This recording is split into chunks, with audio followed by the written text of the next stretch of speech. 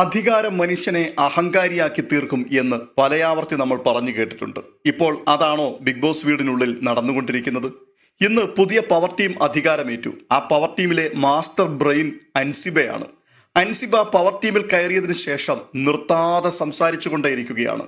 സംസാരിക്കുന്നത് മുഴുവനും നെഗറ്റീവായിട്ടുള്ള കാര്യങ്ങൾ തന്നെയാണ് എന്നുള്ളതിൽ യാതൊരു സംശയവുമില്ല. എല്ലാ ആൾക്കാരിലും കുറ്റങ്ങൾ മാത്രമാണ്. പവർ ടീമിന് പുറത്തു നിൽക്കുന്ന മുഴുവൻ ആൾക്കാരെയും ശത്രുപക്ഷത്തേക്ക് മാറ്റി നിർത്തിക്കൊണ്ട് എല്ലാവരുടെയും ഗെയിമിനെ കൃത്യമായിട്ട് വിശകലനം ചെയ്തുകൊണ്ടേയിരിക്കുകയാണ്. ശരണ്യയുടെ ഗെയിം കഴിഞ്ഞു. ശരണ്യയ്ക്ക് ഇനിയും കണ്ടന്റ് ഒന്നുമില്ല. അതുപോലെ തന്നെ ഗബ്രി പോയതോടുകൂടി ജാസ്മിന്റെ ഗെയിം കഴിഞ്ഞിരിക്കുന്നു. ജാസ്മിൻ ഇനി ഇവിടെ എന്താ ചെയ്യാൻ പോകുന്നത്? ജാസ്മിൻ ഇനിയും ഒരു കണ്ടന്റും ഇവിടെ കൊടുക്കാൻ പറ്റില്ല. ഇങ്ങനെ വളവളാന്ന് സംസാരിക്കാൻ മാത്രമേ അവൾക്കറിയത്തുള്ളൂ. കുളിക്കത്തുമില്ല, നനയ്ക്കത്തുമില്ല. ഇങ്ങനെ നടക്കുന്ന ഒരു പാഴ് ജന്മം. അവൾക്ക് ഒരു ബേസിക് നോളജ്, ഒരു GK അല്പം പോലും ഇല്ലാത്ത ഒരു പെൺകുട്ടിയാണ് അവൾ. പിന്നെ സിജോ, 2 ആഴ്ച കൂടി സിജോയ്ക്ക് സഹതാപ വോട്ട് കിട്ടും. അത് കഴിഞ്ഞാൽ സിജോയും പുറത്തു പോകും. കാരണം സിജോയ്ക്കും ഗെയിമൊന്നുമില്ല, ഒരു കണ്ടന്റ് കൊടുക്കാനില്ല. ഈ പറയുന്നയാൾ ഈ കഴിഞ്ഞ 60 ദിവസക്കാലം ഈ വീട്ടിൽ കണ്ടന്റുകൾ അറഞ്ചം പുറഞ്ചം വീശിക്കൊണ്ടേ ഇരിക്കുകയായിരുന്നു എന്നാണ് നമുക്ക് കേൾക്കുന്നവർക്ക് തോന്നുന്നത്. പക്ഷേ അങ്ങനെയല്ല. ആ വീട്ടിൽ ഏറ്റവും അധികം ഇൻവിസിബിളായി നിന്ന് കളിക്കുന്നു എന്നുള്ള പേരിൽ പഴി കേട്ടിട്ടുള്ള ഒരു വ്യക്തിയുണ്ടെങ്കിൽ അത് അൻസിബ മാത്രമാണ്. ഒരൊറ്റയൊരിടത്ത് ഇരിക്കുക മാത്രം, അവിടെ ഇരുന്നു കൊണ്ട് തൻ്റെ സിൽബന്ധികൾക്ക് വേണ്ടി മാത്രം സംസാരിക്കുന്ന ഒരാൾ, അധികം ആരോടും സംസാരിക്കാത്ത ഒരാൾ, തനിക്കെതിരെ എന്തെങ്കിലും പറഞ്ഞാൽ മാത്രം നാവെടുക്കുന്ന ഒരാൾ. ഇത്തരത്തിലുള്ള എത്രയെത്ര വിമർശനങ്ങളാണ് അൻസിബയ്ക്കെതിരെ കഴിഞ്ഞ ആഴ്ച വരെ വന്നുകൊണ്ടിരുന്നത്.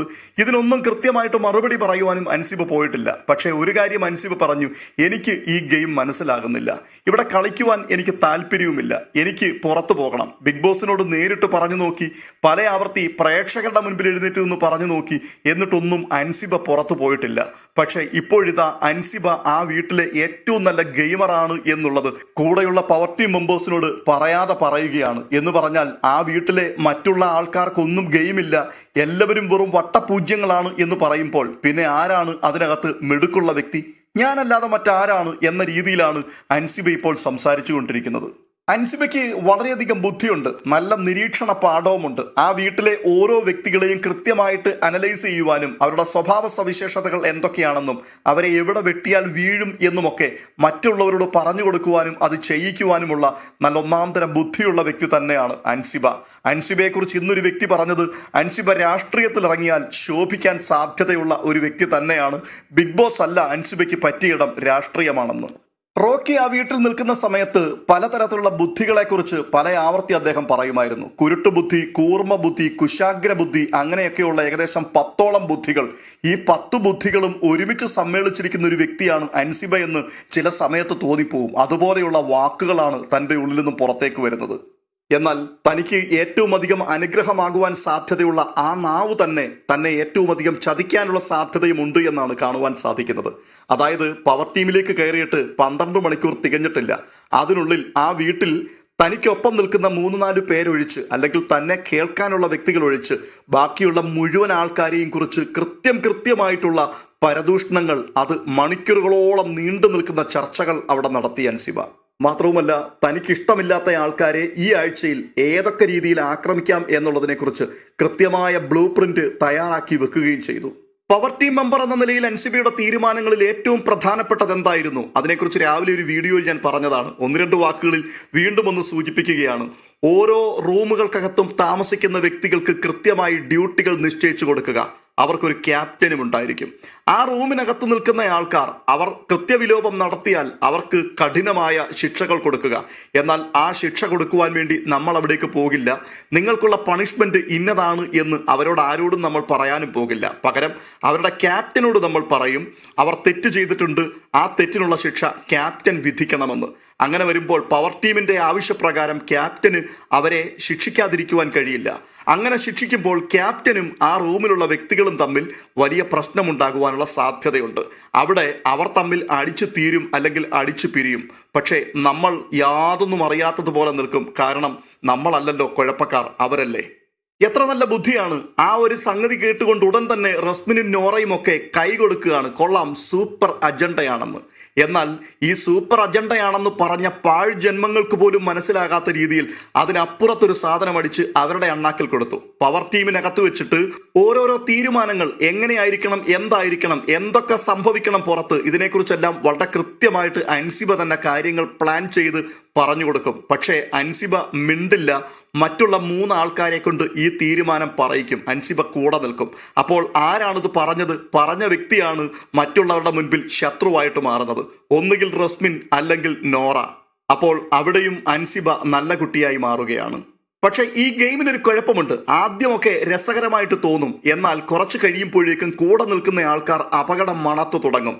തൻ്റേതല്ലാത്ത കാരണം കൊണ്ട് താൻ പഴി കേൾക്കുകയും അനാവശ്യമായിട്ടുള്ള പൊല്ലാപ്പുകളും വള്ളികളും പിടിച്ച് തലയിൽ വെക്കുന്നുവെന്ന് മറ്റുള്ളവർക്ക് തോന്നുകയും ചെയ്ത സമയത്ത് അവർക്ക് മനസ്സിലാകും, ഇത് എൻ്റെ ബുദ്ധി ആയിരുന്നില്ലല്ലോ, മറ്റൊരാൾക്ക് വേണ്ടി ആയിരുന്നല്ലോ ഞാനിതൊക്കെ ചെയ്തു കൂട്ടിയത് എന്ന്. ആ സമയത്ത് പാളയത്തിൽ പട ആരംഭിക്കുവാനുള്ള സാധ്യതയുണ്ട്. എന്ന് പറഞ്ഞാൽ ഈ ആഴ്ചത്തെ പവർ ടീം അങ്ങേയറ്റം നെഗറ്റീവായി മാത്രമായിരിക്കും പുറത്തിറങ്ങുവാൻ സാധ്യതയുള്ളത്. പവർ ടീമിനെ ഋഷി തിരഞ്ഞെടുത്തപ്പോൾ തന്നെ അവിടെ അസ്വസ്ഥത പുകയുവാൻ തുടങ്ങി. കാരണം ഋഷിയുടെ തെരഞ്ഞെടുപ്പ് അത് ഋഷിയുടെ ബ്രെയിൻ അല്ല, പകരം അൻസിബയുടേതാണെന്ന് അവിടെയുള്ള എല്ലാ ആൾക്കാർക്കും അറിയാം. ഋഷിയെ സംബന്ധിച്ചിടത്തോളം ഋഷി വെറും ഒരു ആൾരൂപം മാത്രമാണെന്നും ഒരു തലയുണ്ടെന്നും ആ തലയ്ക്കകത്ത് തലച്ചോറല്ല എന്നുള്ളതും എല്ലാ ആൾക്കാരും കൃത്യമായി അവിടെ സംസാരിക്കാറുമുണ്ട്. അങ്ങനെയാണെങ്കിൽ ഈ പവർ ടീമിനെതിരെ പുറത്ത് രോഷം പുകഞ്ഞുകൊണ്ടിരിക്കുകയാണ്. നാളെ മുതൽ ഹോട്ടൽ ടാസ്ക് ആരംഭിക്കുകയാണ്. ഈ ടാസ്ക് പവർ ടീമിന്റെ നേതൃത്വത്തിലാണ് നടക്കുന്നത്. കാരണം ഹോട്ടൽ പവർ ടീമിൻ്റെതാണ്. ഈ ഹോട്ടലിനെ നല്ല രീതിയിൽ കൊണ്ടുപോകുവാൻ വേണ്ടി കൃത്യമായി അടിമപ്പണി ചെയ്യിച്ചെങ്കിൽ മാത്രമേ അവിടെ എത്തുന്ന അതിഥികളെ തൃപ്തിപ്പെടുത്തി വിടുവാൻ കഴിയുകയുള്ളൂ. അതുകൊണ്ട് തന്നെ കൃത്യമായിട്ട് എല്ലാവരെയും അവർ അടിമകളാക്കി മുൻപോട്ട് കൊണ്ടുപോകും എന്നുള്ളത് നിശ്ചയമാണ്. അങ്ങനെയാണെന്നുണ്ടെങ്കിൽ അതിശക്തമായ അടി പൊട്ടാൻ സാധ്യതയുണ്ട്. എന്തും സംഭവിക്കാം. ഇതിനകത്ത് ആടുകളെ തമ്മിലിടിപ്പിച്ചിട്ട് ഒഴുകി വരുന്ന ചോര കുടിച്ചുകൊണ്ട് ആസ്വദിക്കുന്ന കുറുക്കന്റെ വേഷം തന്നെയായിരിക്കുമോ അൻസിബയുടേതെന്ന് നമ്മൾ കണ്ടറിയേണ്ടിയിരിക്കുന്നു. എന്തായാലും കഴിഞ്ഞ 60 ദിവസക്കാലം ആ വീടിന്റെ മൂലയിൽ അധികം ആരോടും സംസാരിക്കാതെ തനിക്കെതിരെ വരുന്ന കാര്യങ്ങളിൽ മാത്രം മറുപടി പറഞ്ഞുകൊണ്ട് അവിടുത്തെ ഗെയിമുമായിട്ടൊന്നും യാതൊരു ബന്ധവുമില്ലാതെ അടങ്ങി ഒതുങ്ങിയിരുന്നൊരു വ്യക്തി അധികാരം കയ്യിൽ കിട്ടിക്കഴിഞ്ഞപ്പോഴേക്കും പണമുയർത്തി നിൽക്കുന്ന ഒരു മൂർഖൻ പാമ്പിനെ കണക്ക് മാറിക്കഴിഞ്ഞിരിക്കുകയാണ്. ബിഗ് ബോസിനുള്ളിലെ ഗെയിം ഒരു വിധത്തിൽ പറഞ്ഞാൽ ഇതൊക്കെ തന്നെയാണ്. ഇങ്ങനെയൊക്കെ ആകണം അവിടുത്തെ ഗെയിം. പക്ഷേ ഇവിടെ പിന്നെയും ചോദിക്കുന്ന ചോദ്യം ഇതാണ്, ഇത്രയും ദിവസം ഗെയിം കളിക്കാതിരുന്നൊരു വ്യക്തി ഇപ്പോൾ എത്ര പെട്ടെന്നാണ് മാറി മറിഞ്ഞിരിക്കുന്നത്? അതെ, അധികാരം മനുഷ്യനെ അഹങ്കാരികളാക്കി മാറ്റും എന്നുള്ളതിൻ്റെ വ്യക്തമായൊരു സൂചനയാണിത്. എന്തായാലും ഇന്ന് രാവിലെ മുതൽ സോഷ്യൽ മീഡിയ ചർച്ച ചെയ്യുന്ന ഏറ്റവും പ്രധാനപ്പെട്ടൊരു വിഷയം ഇതാണ്. ഓരോരോ വീഡിയോകളുടെ കീഴിൽ വരുന്ന കമൻറ്റുകളിലേക്ക് നിങ്ങൾ പോവുകയാണെങ്കിൽ നിങ്ങൾക്ക് മനസ്സിലാക്കുവാൻ കഴിയും, ഇത് കണ്ടുകൊണ്ടിരിക്കുന്ന പ്രേക്ഷകർ അൻസിബയ്ക്കെതിരെ ആഞ്ഞടിക്കുകയാണ്. അൻസിബയെ പോലൊരു അഹങ്കാരി ആ വീട്ടിൽ മറ്റാരുമില്ല എന്നുള്ള കമൻറ്റുകൾ വന്നു കഴിഞ്ഞു. അതെ, ഇത്രയും ദിവസം ജാസ്മിനെ കടന്നാക്രമിച്ചു കൊണ്ടിരുന്ന പല വ്യക്തികളും പറയുന്നു ഇതിനേക്കാൾ ഭേദം ജാസ്മിനാണ് എന്നുള്ളത്. അവസാനമായി ഒരു കാര്യം കൂടി പറഞ്ഞു നിർത്താം. ഇന്നലെ വരെ ഒരു സഹോദരനെ പോലെ ജിൻഡോയെ ചേർത്ത് പിടിച്ചിരുന്ന അൻസിബ ഇന്ന് രാവിലെ മുതൽ ഓട്ടോമാറ്റിക്കായി തിരിഞ്ഞിരിക്കുകയാണ്.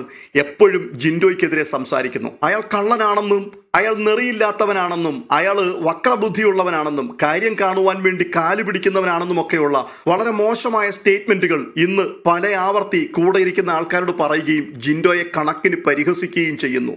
അതെ, ബിഗ് ബോസ് മലയാളം സീസൺ 6 ഒരു പുതിയ താരോദയമുണ്ടായിരിക്കുന്നു അൻസിബ. അത് ഒരു ചർച്ചയായി മാറ്റപ്പെടുകയാണ് ഇപ്പോൾ സമൂഹ മാധ്യമങ്ങളിൽ. അൻസിബയുടെ ഈ പോക്ക് വിജയത്തിലേക്കാണോ അതോ പരാജയത്തിലേക്കാണോ? തീർച്ചയായിട്ടും പ്രേക്ഷകരായ നിങ്ങളുടെ അഭിപ്രായങ്ങൾ കമന്റ് ബോക്സിൽ രേഖപ്പെടുത്തുവാൻ മറക്കരുത്. മറ്റൊരു വീഡിയോയുമായി വീണ്ടും കാണാം.